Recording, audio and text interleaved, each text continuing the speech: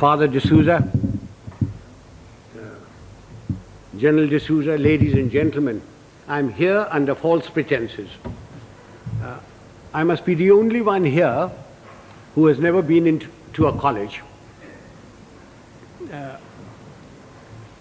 General D'Souza has told you all about me. I'm most appreciative of his kind words. My only regret is that my wife wasn't here to hear them. She would have treated me with greater respect. And when I say I'm uneducated, I really mean it.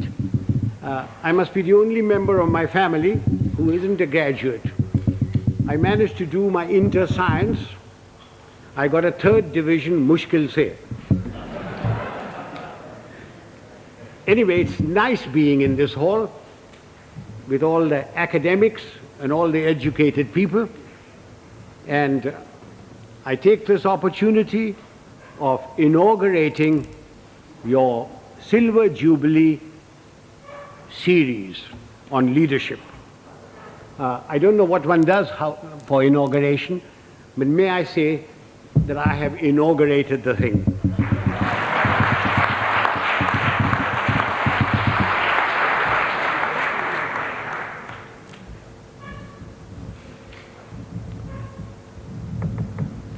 For a long time, I've been watching the scene in India very carefully. Wherever I go, whenever I pick up a newspaper, I find there are shortages.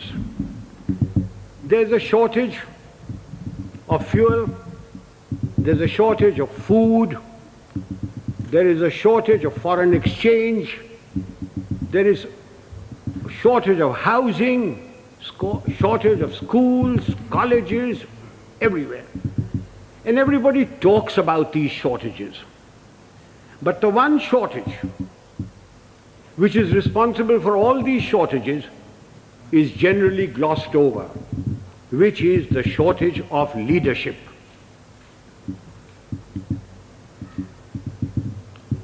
Father, don't misunderstand me, and gentlemen of the press, please don't misquote me, which you are always capable of doing and which you continue doing.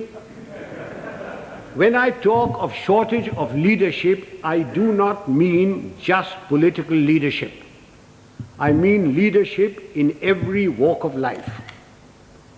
Whether it's political, administrative, in educational institutions, in our sports organizations, in our industry, amongst labor, amongst the law and order contingents, there is a shortage of leadership.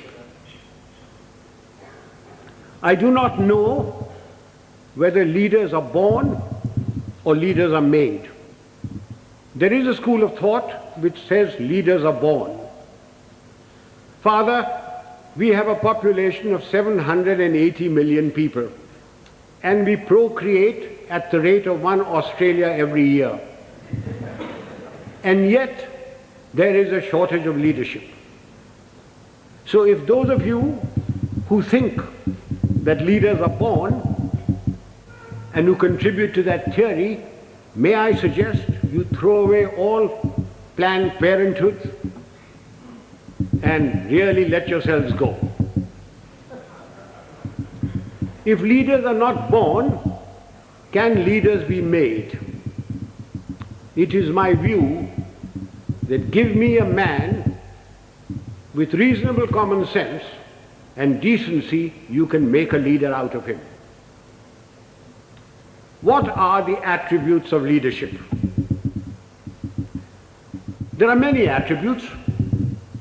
The cardinal attribute for leadership is professional knowledge and professional competence. Now you will agree with me that you cannot be born with professional knowledge. Even if you are the child of a minister, the son of a member of parliament or the progeny of a field marshal. Professional knowledge has to be acquired the hard way. It is a constant study. Professors, engineers, architects, lawyers, solicitors, doctors, they all study their professions continuously. They all contribute to magazines, to newsprints, to all sorts of things. But we in India, as soon as we reach positions of power, whether it's ministerial, secretarial, armed forces, or anywhere else, we think we are the repository of all knowledge. Professional knowledge has to be acquired the hard way. And without professional knowledge, you can never have professional competence. And if you haven't got professional competence, you cannot be a leader. I wonder, those civilian gentlemen who have been charged with the security of this country, whether they have ever read a book on the military profession. I wonder if they know the difference between a gun or a howitzer. I remember a minister one day coming to me. I'd left being the army chief then, and said, and I will talk to you in his own language, "Zara batao, ye howitzer kya cheez hoti hai?"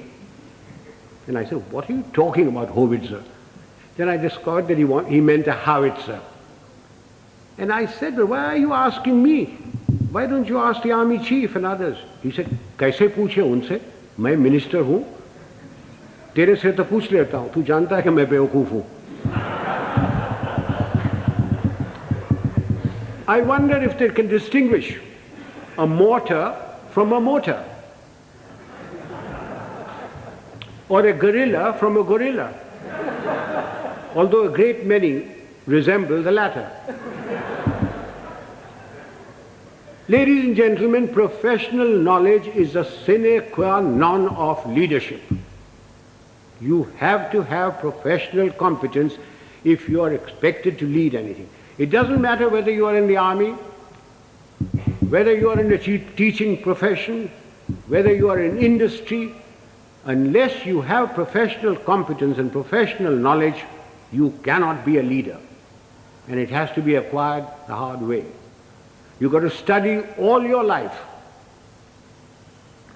What takes me to the next attribute? The ability to make up your mind and take a decision. And having taken that decision, accepting full responsibility for it.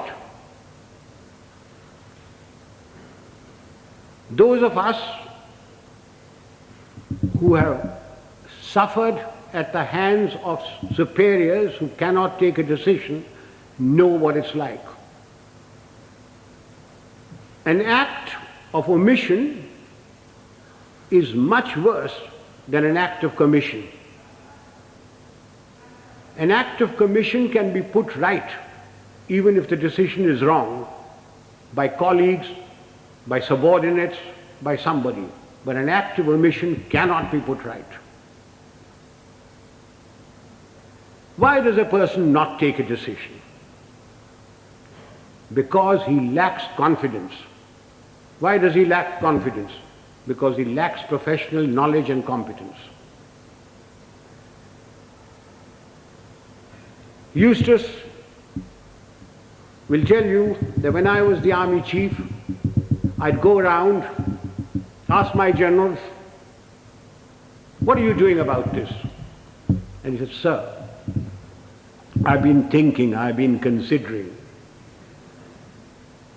And then I produced for myself a Manekshawism. And Father, will you forgive my language?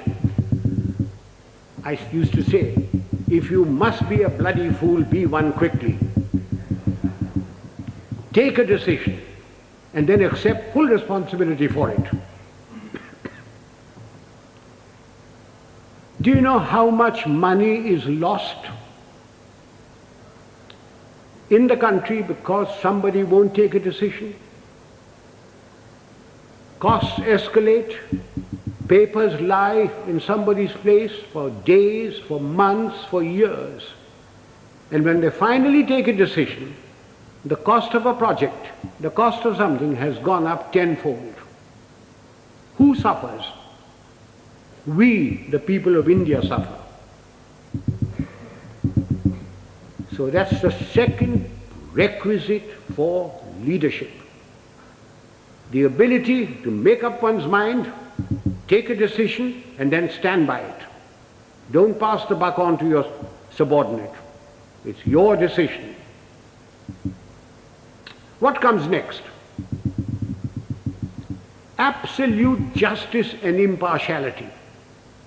Those of us who have dealt with masses of men, and I've dealt with over 1 million men in my time, know the value of this. Absolute justice and impartiality. No man likes being punished, and yet men will accept punishment if they know that everybody who commits that sort of a crime gets the same sort of punishment. They will take it stoically. They may not like it, they may not like you, but they will respect you. No man likes being superseded, and yet people will accept supersession if they know that it's been done fairly and they've been superseded by somebody who is better than them. But not because he happens to be a minister's son or related to Father D'Souza or the Field Marshal's wife's current boyfriend. Men will accept supersession. They may not like it, but they will do it.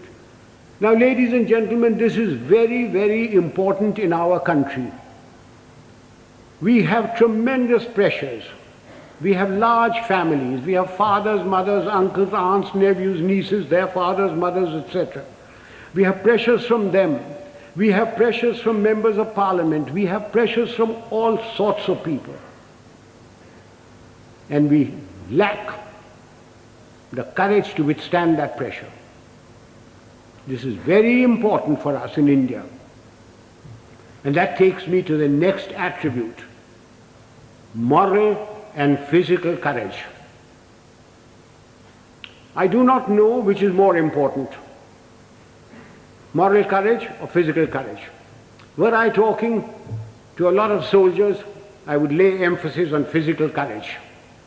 But since I'm only talking to a handful of soldiers, and mostly civilians, I will lay emphasis on moral courage. What is moral courage? Moral courage is the ability to distinguish right from wrong.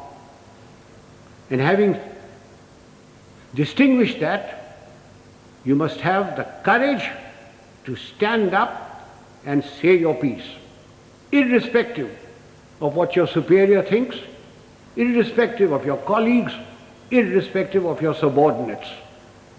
You must have the courage to say so.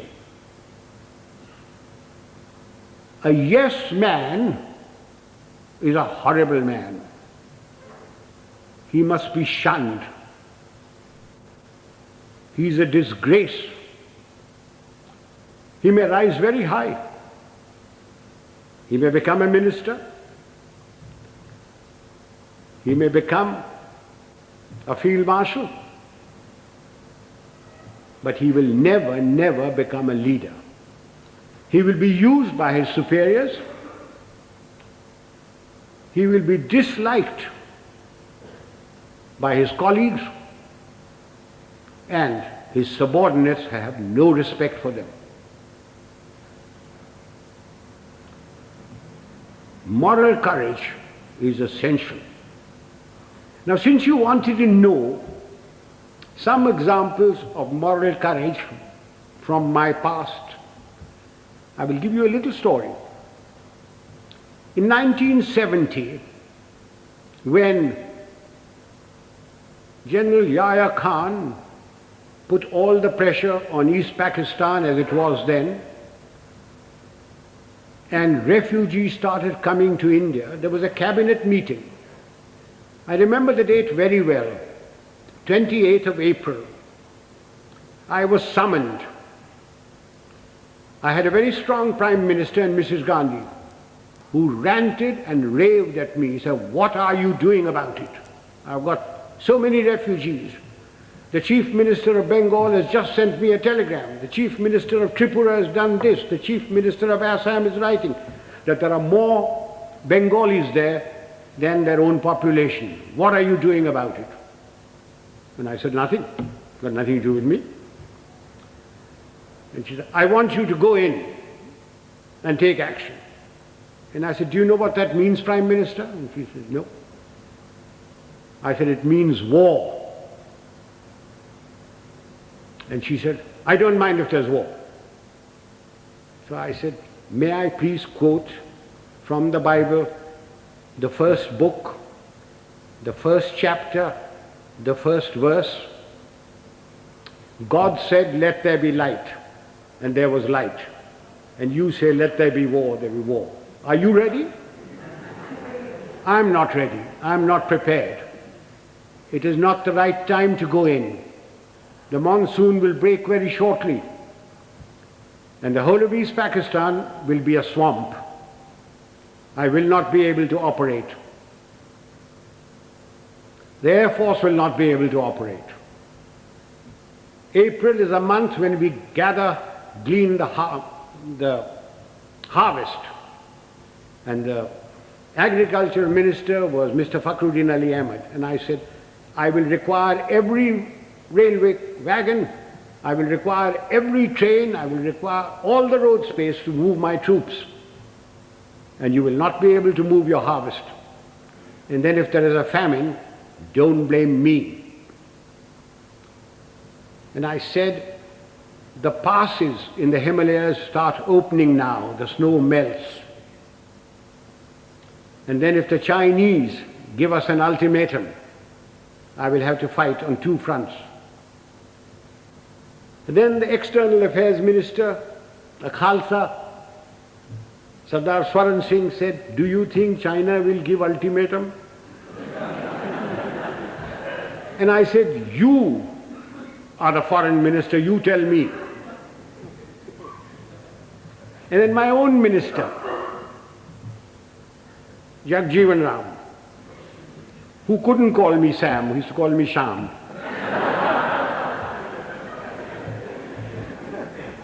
He said, "Sham, मान जाओ ना." I said, "You can मानने की बात है? I'm telling you what the facts are." And I said, "If you want me to do this, Prime Minister, I guarantee you 100% defeat. Now, Prime Minister, give me your orders." And there was dead silence. And she turned around and said, "The cabinet will meet at 4 o'clock. This happened at 10:30 in the morning. So, as the cabinet ministers walked out, I being the junior most man there, was the last to go, she said, "Chief, will you stay behind?" So I shut the door and I said, "Prime Minister, before you speak, do you wish me to send in my resignation on grounds of health, mental or physical?" I said, "Oh, sit down." He said, "Everything you told me correct?" I said, "It's my job to fight. It's my job to tell you.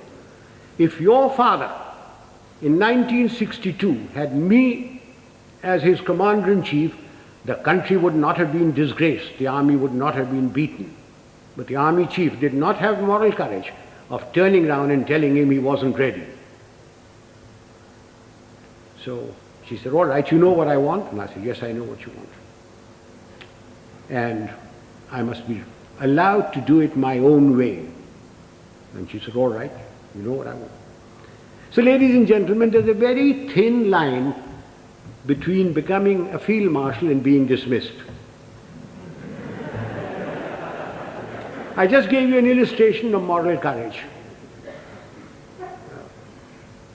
Of course, I didn't worry very much because my wife had money. If I'd gone, she would have looked after. She would have looked after me. So much for moral courage. Now I come to physical courage. Fear is a natural phenomenon like hunger and sex. Anyone who says he is not frightened is a liar, except perhaps the Gorkha. Everyone is frightened. It is one thing to be frightened and quite another to show fear. It's when your knees are knocking and your teeth are chattering and you're about to make your own geography. That's when the real leader comes out. If once you show fear in front of men that you may be commanding, it doesn't matter whether they're soldiers, they are clerks, they're labor, there are students. Once you show fear, you should quit. Now again, General D'Souza said, I must give some examples from my own life. This was in Burma in 1942. I was commanding a Sikh company, big tough chaps, very fond of them. I had a man called Sohan Singh, big man, stood about 6'4". He had been promoted many times to Lance Naik, to Naik, and every time, because he was a Badmash, he was broken. We'd had lots of casualties and we had to make promotions. So we had a promotion conference with the commanding officer, and Sohan Singh's name came up and I said, no use making him, he'll be broken tomorrow. So he was passed over. The conference finished, names were published. I came back to my Basha where my company was in the jungle, and I found my senior Subedar Balwant Singh terribly worried. And he said, Saab, Sohan Singh ko kaid kar diya. I said, क्यों, क्या हुआ? उसने बोला कि आज आपको साहब गोली मारेगा. So I said, oh, अच्छा, पेशी होगा. So a stool was put in, a table was put there, and Sohan Singh was marched up in front of me. Sohan Singh was at that time a light machine gunner, and light machine gunners carried pistols, and his pistol was taken away from him. So he was marched up in front of me, the usual charge was read out, and I said, Sohan Singh, क्या बात है? साहब गलती हो गया. So I said, तुमने बोला कि तू हमको गोली मारेगा. So I picked up the pistol, loaded it, walked up to him, handed the pistol to him. I said, तेरा दिल है मारने का, मारो. And he said, नहीं साहब गलती हो गया. So I gave him a tight slap. I said, case dismissed, जाओ भागो. I went off to the mess, had my dinner, came back, and everybody in the company was very worried. And the Subedar Sahab, Balwant Singh said, नहीं साहब आज रात आपको गोली मारेगा. So I shouted out, Sohan Singh किधर है? Sohan Singh came along. I said, Sohan Singh आज रात मेरा बाशा पर तुम सेंट्री होगा, और कल सुबह 5 बजे 1 मग्गा चाह और 1 मग्गा गर्म पानी दाढ़ी बनाने के लिए. कोई शक? बेशक, भागो. And I went in there. I was woken up in the morning by Sohan Singh with a mug of tea and a mug of hot water, and he followed me like a lamb throughout the conflict. Now, ladies and gentlemen, if you think I wasn't frightened, you are mistaken. I was terrified. But if I hadn't done that, and put Sohan Singh in the clink or something like that, everybody would have said, देखा हमारा साहब डरता है. Just an example of this. How often during riots and all that, some young sergeant with nothing but a little stick in his hand has walked in and quelled everything by showing courage. So physical courage is essential to leadership. You needn't be foolhardy like I was. I was very young. I don't know whether I'd do it today. But physical courage is essential. That takes me to the other attribute, loyalty. Now, does loyalty require very much explanation? We all expect loyalty from our subordinates. Do we give loyalty to them? Loyalty is a two-way thing. We expect loyalty, we have to give loyalty. Do we give loyalty to our colleagues? So remember that for leadership, you expect loyalty, you've got to give loyalty. Time is running short. There are other attributes. Remember, leadership is nothing else but management of men and resources. Management of men. Men have problems. Men in numbers can be very nasty.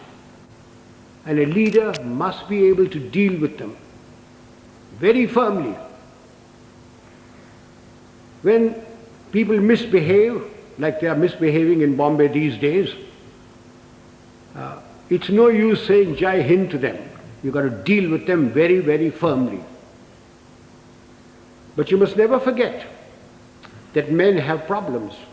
They have human problems. They have problems of debt, of family problems. They get easily despondent.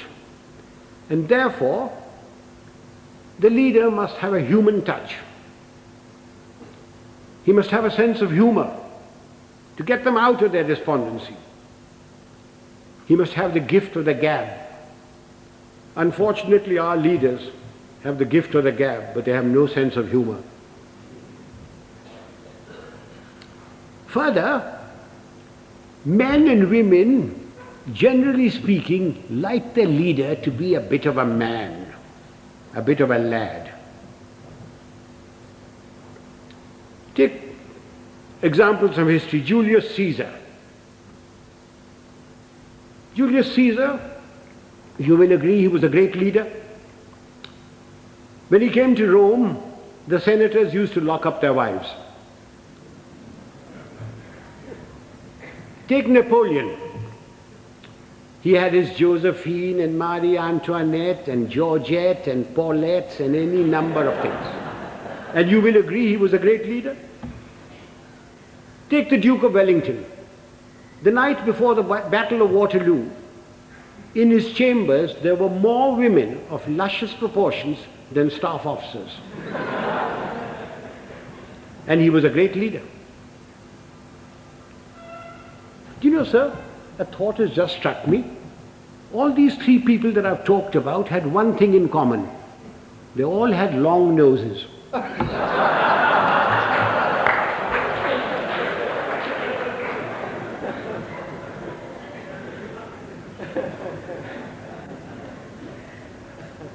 If my time is not up, can I crave your indulgence and talk for another 10 minutes?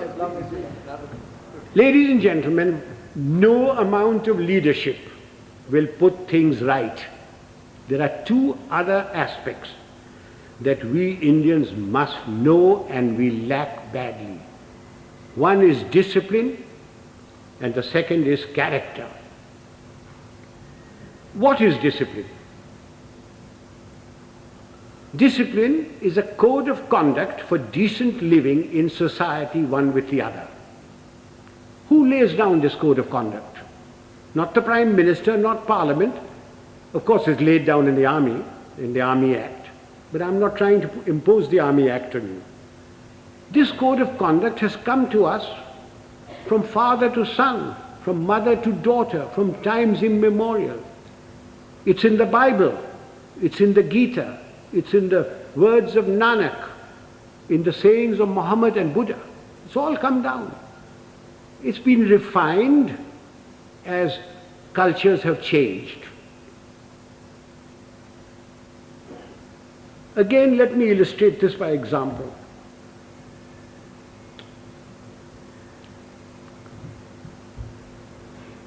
Non-punctuality is an act of ill discipline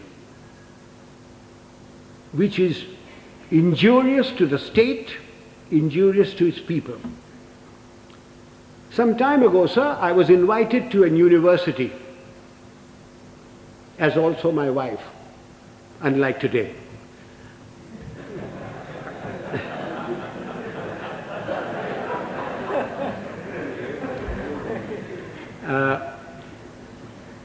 I was called there at a convocation at 5 o'clock in the evening. And having been in the army for 50 years, telling the driver, go slow, go fast, arrived there at 5 o'clock in the evening. I was received by the Vice Chancellor and his lady, the Union Secretary, escorted to the dais.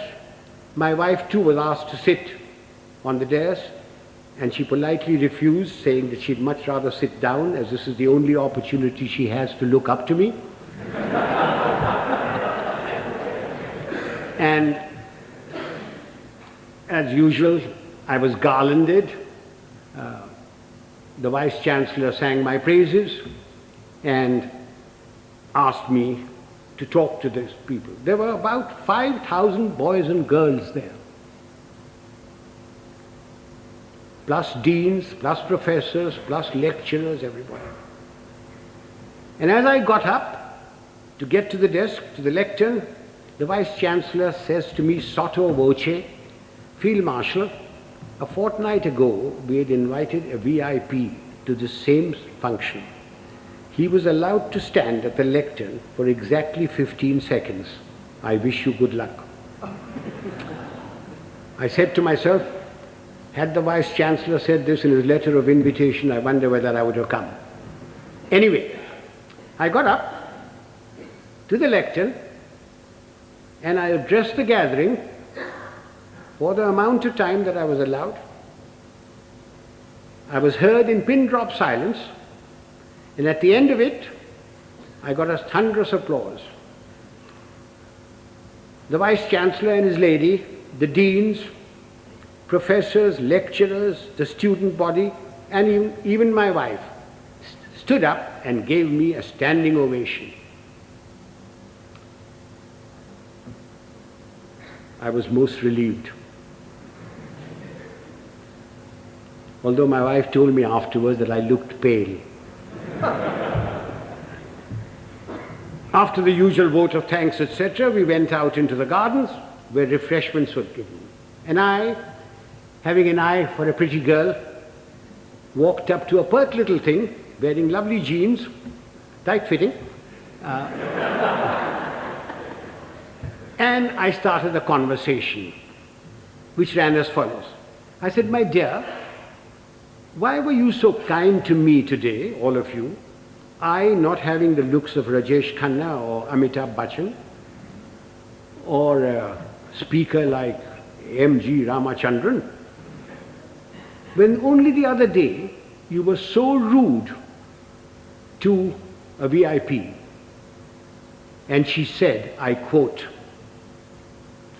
"Oh, Field Marshal, that dreadful man. We had invited him at 5 o'clock. He turned up at 6. He brought with him a bevy of security people who pushed us aside and took their places where we should be sitting. He brought with him 2 of his brats, grandchildren probably. He was too old to have those kids that size. But you never know.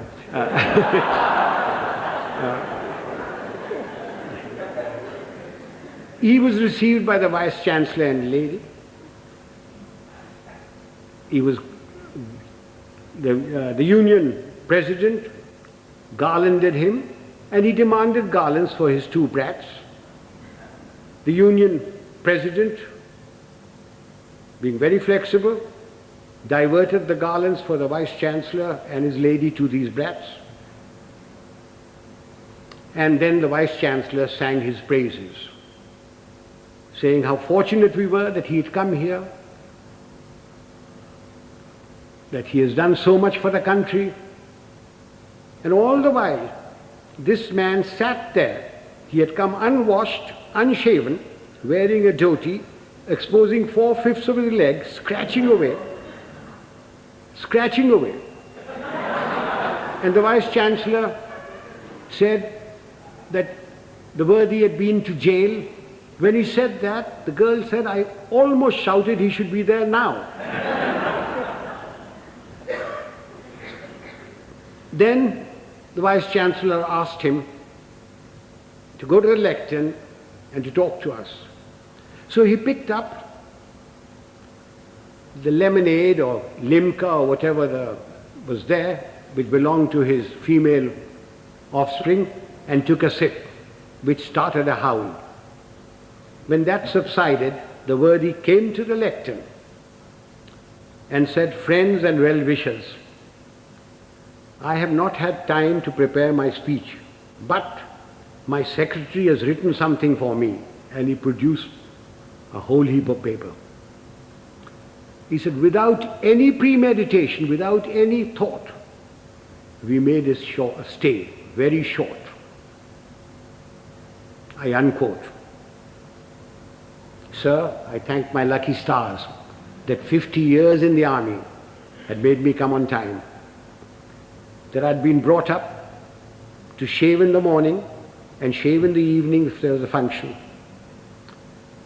that I had a lounge suit on, and although I have very nice legs, I didn't expose them, that I didn't suffer from itch or eczema to indulge in the scratching of the unmentionable.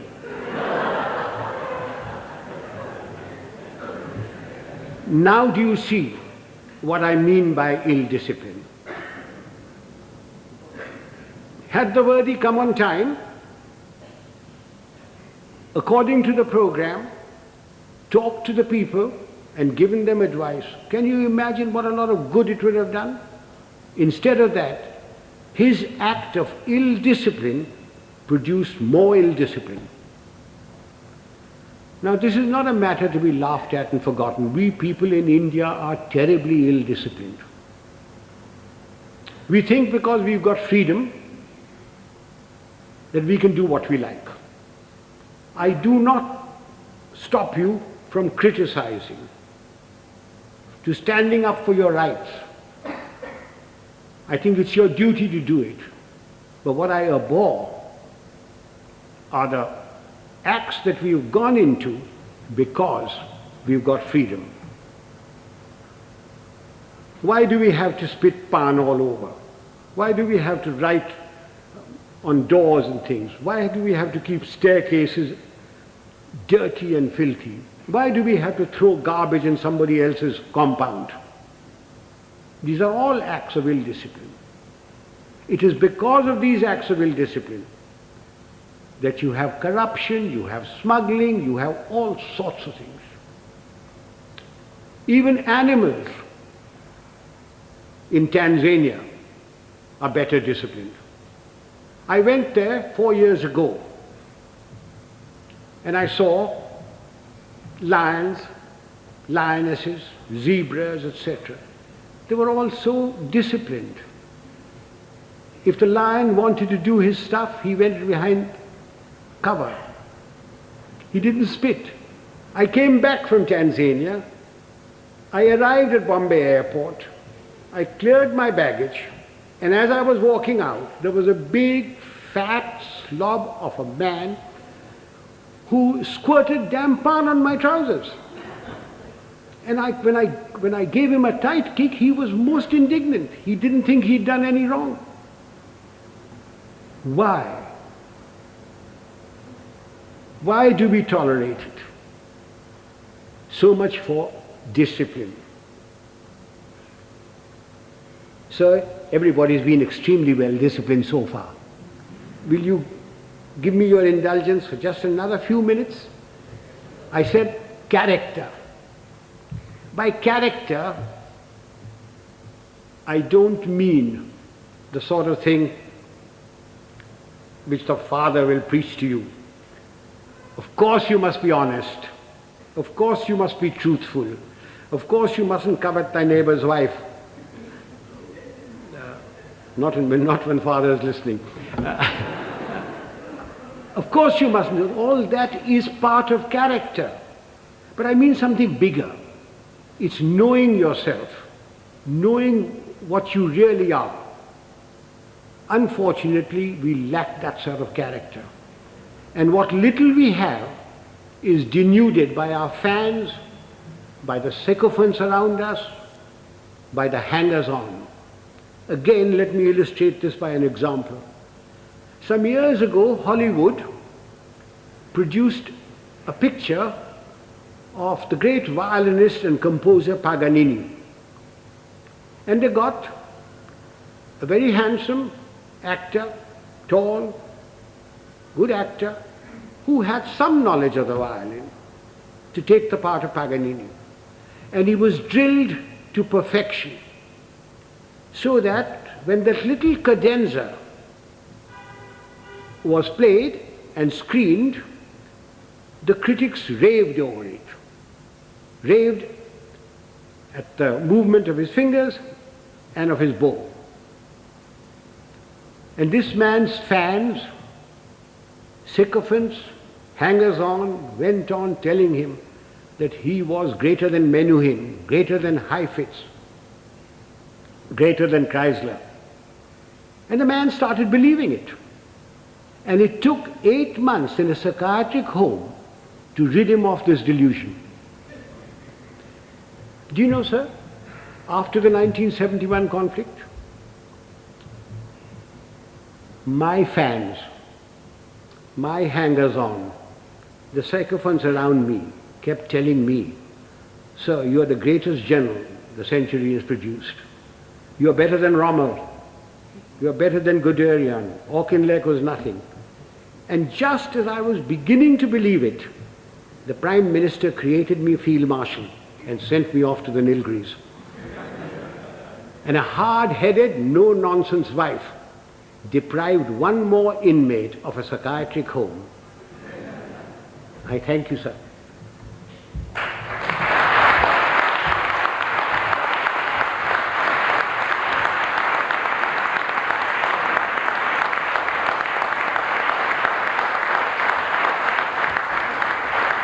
Ladies and gentlemen, I'm at your mercy.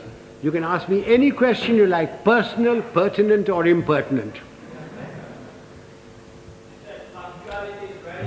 I'm getting deaf, so you'll have to come nearer me.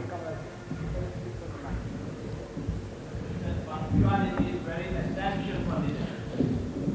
This engagement was announced at 6:30. You are quite right, sir. I was ready. I was told I was going to be picked up at 6 o'clock. I was ready, waiting. In fact, the people who organized the function came up to me. Just came out of my bath and said, "General D'Souza says, please do not come before 6:45. So will you hang around till 6:30 and then we'll bring you here." Not my fault. I was there absolutely on time. Please blame General D'Souza. And he had a reason that everybody works till 6 o'clock. Traffic is also there, and therefore he decided it was going to be 6:45.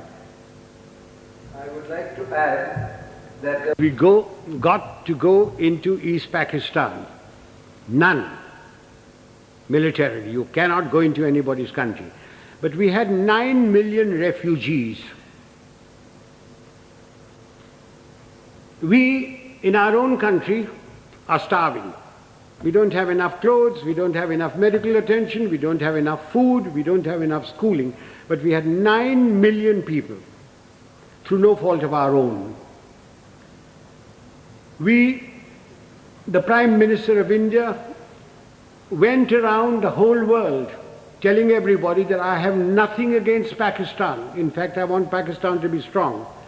What crime have we committed that we should have 9 million people of somebody else's country in my country? You Americans, if two Indians go there, you kick up a row. You, the French, won't accept anybody coming in. The British don't. Why are you asking me to keep 9 million men? Yahya Khan is your friend, not mine. Please persuade him to take these people back or create conditions so that they go back. If you don't, then I shall have no recourse but to ask, I was a general then, General Manekshaw to create those conditions. Now, we had no intention, no desire to go there. All we wanted was these people to go back. And they would never go back so long as the Pakistan army was doing what it was in East Pakistan. I certainly spoke about it. I understood the problem as a soldier and also as an Indian. Now, you asked me about Sri Lanka. The number of refugees that have come in, very small. In fact, they don't want to go back. They're being pushed back. If 2 million camels had come in, perhaps we would have had to take some action. Have I answered that question? Would the young lady stand up? Let me look at her. Don't be shy. Oh, thank you, dear. What steps are taken from the moment this is leadership has been our profession for thousands of years. For thousands of years. The army has provided the leadership. From the moment the man joins, he comes into an environment of discipline and somebody who is his leader there, and he learns. We don't have courses for leadership. It is by example. If the general officer commanding in chief comes unshaven, you don't expect the others to be shaven, to shave. But because he is shaven, properly washed, properly clothed, everybody else is. If the general officer or the colonel takes bribes, then you don't expect his people not to take bribes. But he doesn't take bribes. Now you ask me, why doesn't he take bribes? Everybody else in India does. And the answer is very simple. It's environment and also fear. If I gave an order and one man disobeyed it, he could be tried by court-martial and given 2 years imprisonment. If 2 men disobeyed my orders, it is considered as mutiny. He is tried by general court-martial, and given 14 years imprisonment. But in civil life, who cares? The policeman takes a bribe. The inspector takes a bribe. Somebody disobeys orders, what happens? You suspend him. He gets a writ petition by paying 25 rupees to any wakil. His case drags on. Eventually he is reinstated, probably gets promotion. But in the case of the army, there's environment from the moment he joins, plus fear. There is great fear.